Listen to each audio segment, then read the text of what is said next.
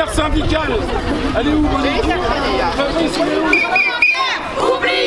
santé, en danger. Infirmières, oubliez, santé, en danger. On a un système qui est parfaitement médico-centré.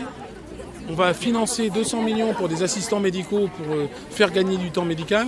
Et alors on ne regarde même pas les compétences qui sont déjà partout réparties en France, qu'elles soient hospitalières ou qu'elles soient en ville. Nos compétences sont réelles et le souci c'est qu'on est complètement transparent pour les instances. Puisque si les médecins ont eu 1 milliard d'euros dans leurs négociations conventionnelles, nous c'était 160 millions d'euros sur 3 ans.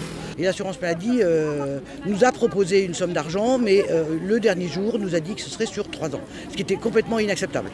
Monsieur Macron a annoncé que ce seraient des professionnels, d'autres professionnels, avoir des aides-soignantes et qui feraient des aides-soignantes, des secrétaires médicalisés qui feraient des petits soins. Ça veut dire que le gouvernement est en train de détricoter notre décret de compétences. Aujourd'hui, les soins infirmiers ne peuvent être faits que par des infirmières, en collaboration avec des aides-soignantes, mais pas les aides-soignantes seules. C'est une corporation qui a tout à fait sa raison d'être et il en faut bien sûr, hein, c'est clair. Mais les oubliés du plan santé, ce sont les infirmières, on n'en parle pas. On n'en parle pas pourquoi? Parce que les infirmières, elles plient les chines, elles bossent, elles ne demandent quasiment jamais rien. Les hospitalières, on compatit pour elles, hein, vous voyez bien tout ce qui se passe dans les hôpitaux. Alors ce qui est annoncé par le gouvernement, c'est une meilleure coopération entre les professionnels de santé. On est d'accord là-dessus. Il faut mieux qu'on se coordonne, etc.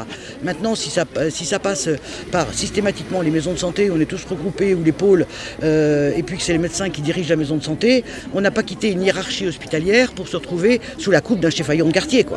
On ne sait pas quelle suite va être donnée par le gouvernement par rapport à ça. Nous, les organisations syndicales avaient demandé des audiences auprès du Premier ministre et auprès de la ministre de la Santé, qui pour le moment ont toujours été repoussées, retoquées.